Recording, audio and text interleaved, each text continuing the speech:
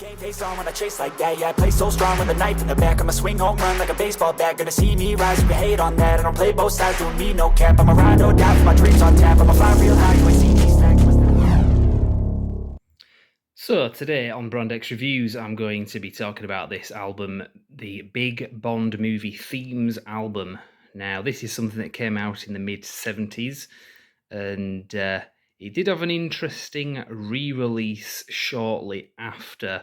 So if you look at this version, you can see they've kind of changed things a little bit to remove the likeness of the actual actors on there.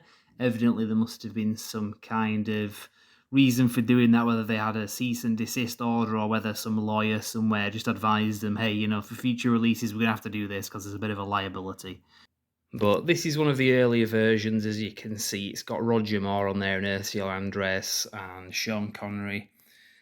This is the more commonly available one from what I can tell. I've seen this a few times over the years in second-hand record shops, charity shops, car boot sales, that kind of thing. There's a lot of these out there. Back in the day, there weren't that many compilation albums like this, although I think there were a few that came later in the early 80s that I know of.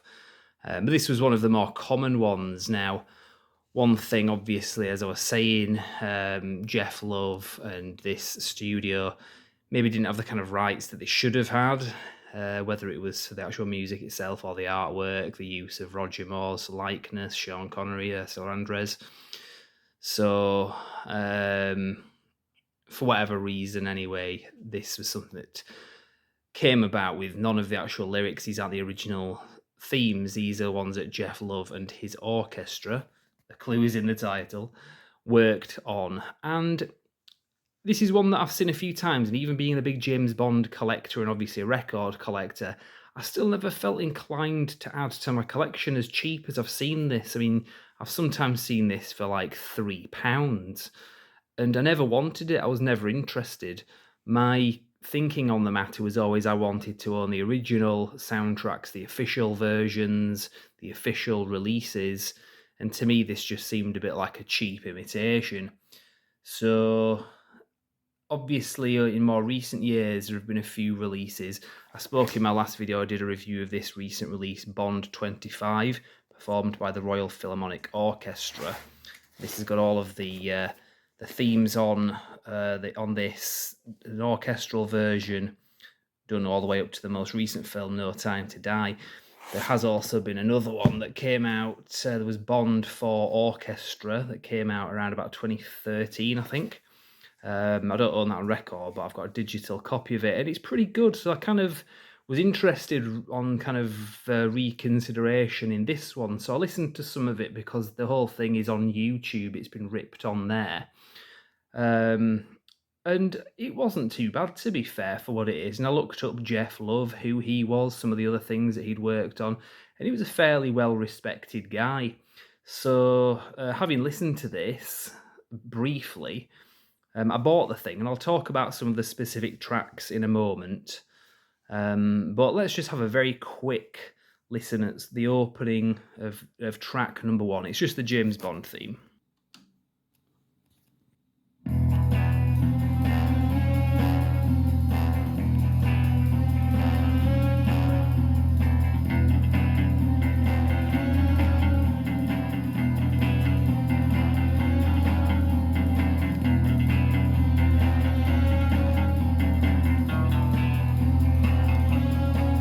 So fairly standard recording, and I'll get into the other tracks as well, but there's some information on the back here as well, and obviously it tells you which tracks they are, and I'll break those down in a moment.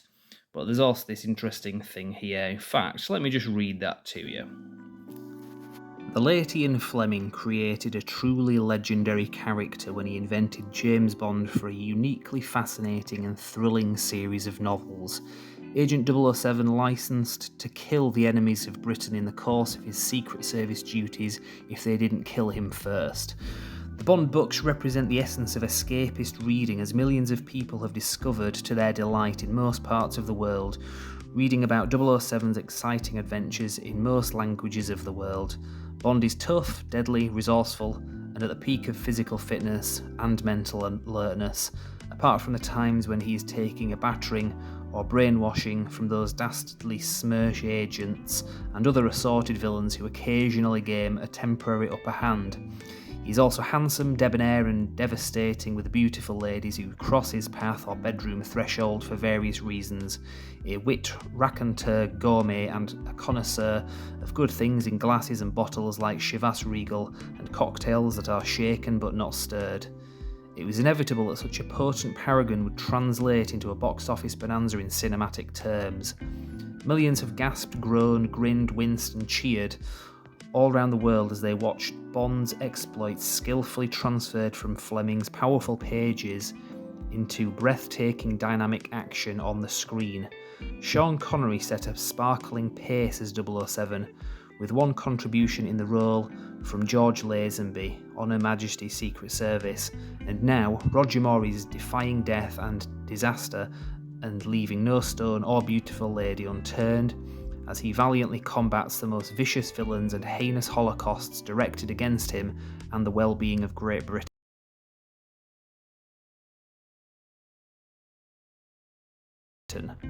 Not least in the impact and success story of the James Bond in the film world has been the music written to depict him and underline the desperate drama and spine-tingling suspense of his adventures. Monty Norman wrote the James Bond theme, encapsulating his courage and a dashing daring in one memorable tune. Burt Bacharach and Hal David caught his character for the Casino Royale episode in His Perilous Life. Lionel Bart provided the musical colour for From Russia with Love, and John Barry has conjured forth a succession of vivid and unforgettable themes and music for the other Bond pictures, with lyrics written by Don Black, Leslie Bricusse, and Anthony Newley. Geoff Love and his orchestra capture all of the moody menace and compelling violence of 007's life with these big Bond movie themes. So yeah, some people have criticised this as being kind of like a cheap imitation, a knockoff, but really, like I say, you can kind of look at this as something a bit different. It's more like a real fan appreciation project. Granted, this was early on in the Bond franchise. Looking back, I mean, the franchise was only 13 years in at this point. But yeah, there was a lot of love went into this. No pun intended. But he also did work, Geoff Love that is, did work on a lot of other soundtracks in a similar manner as this, as in recordings, re-recordings. He did a lot of sci-fi ones, that kind of thing, TV shows. And he's quite well respected for what he did. And like I said, this is quite a good recording. So let's talk about this. Now, the tracks, they aren't in the order that you've got on here. I'll just go onto the back and I'll show you. Now, it does include, for better or for worse, the Casino Royale track. If I can just get the focus in there. For some reason, focus just really doesn't want to play ball. But yeah, it has a Casino Royale track anyway. Take my word for it. Down there, I'm trying to zoom in. There we go. By Burt Bacharach, I believe. So that was quite a well-liked theme for that film, but it's not part of the Eon Productions official franchise. But as a James Bond project or whatever, I think it absolutely belongs on this. If Geoff Love and his orchestra were fans of that movie, it was a pretty good theme for what it was anyway. So whether or not you count that as an official one, obviously, I mean, it's not an official one. So whether you class it as that or not, you're wrong if you do, because it's not an official one. But in terms of the fan base, I guess, a lot of people do consider that one part of that. So it absolutely belongs on here for that reason, if that was the spirit that was intended. Now, the actual themes, the James Bond theme from Dr. No, played a little bit of that before, it's fairly standard. From Russia with Love, that one isn't actually the Matt Monro version specifically. I mean, it is, obviously, that's the theme, and it was used in the score to the movie. But this one, strictly speaking, is more the orchestral version that you hear in the opening credits. It's kind of laid out in that way, including how it kind of transitions into the James Bond theme at the end of that orchestral song in the movie. Because if you remember the movie, it doesn't have the Matt Monro version of the song playing over the opening credits. That's what I'm getting at. So it's kind of laid out the way it is in the film. Goldfinger is what it is. Thunderball, interestingly, isn't like the Tom Jones version as much as it is more like the way that the Tom Jones the Tom Jones song Thunderball plays in the score of the movie. It's kind of laid out in that way. It's not as heavy hitting, that version. It's a bit kind of slower and a bit more laid back than the actual Tom Jones song itself. You know what I mean? Anyway, it's like the score version of the song, not the actual song. That's what I'm getting at. Mr. Kiss Kiss Bang Bang is what it is. That's the actual song. The song wasn't in the movie. Casino Royale I've just mentioned. You Only Live Twice is an interesting one because it kind of opens. It takes a little bit of liberties with the opening before it kind of gets into the actual way the song begins. If you can kind of picture the first few seconds of that, there's a little bit that they've kind of added on, kind of like an oriental kind of theme or melody that they've kind of added in, which is nice. It's a nice touch. It gives it a bit of a unique piece at the beginning anyway. On Her Majesty's Secret Service is just the theme, and then we have All the Time in the World. Obviously, that's not an actual, strictly speaking, it's not a Bond theme in the typical sense, but it belongs on there. It's very good. Diamonds Are Forever, Live and Let Die, pretty much as you imagine they would be.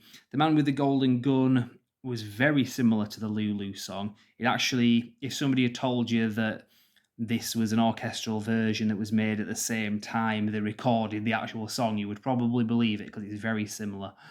So those are my thoughts on each track anyway. So, like I say, very interesting album to own. Is it an essential part of your collection if you're a Bond soundtrack fan? I wouldn't say it's an essential one, but it is a very nice addition and it's very cheap as well. You can get this on record, second hand, very, very easily if you look on the usual places like Discogs or eBay, or this is the kind of thing that you will very, very often see, at least in the UK anyway, in record fairs, charity shops, second-hand record shops, that kind of thing. And you wouldn't normally be paying a lot for this. So definitely check it out anyway, like I said. And if you want to have a quick listen to it, there are tracks of this on YouTube as well. So just look up Geoff Love, Bond movie themes. You will find it on there. So I will leave it there. I don't think there's much else really to add to this. So if you're interested in Bond soundtracks, I do have a few videos that I've done covering these on the channel, and I will be doing some others going forward. There is a playlist on our YouTube channel. If you go into the playlist section, you can look up some of the previous videos that I've done talking about other Bond soundtracks and records. So definitely check that out anyway. You can like the video, subscribe to the channel, but for now I will say thank you very much for watching and I'll see you next time.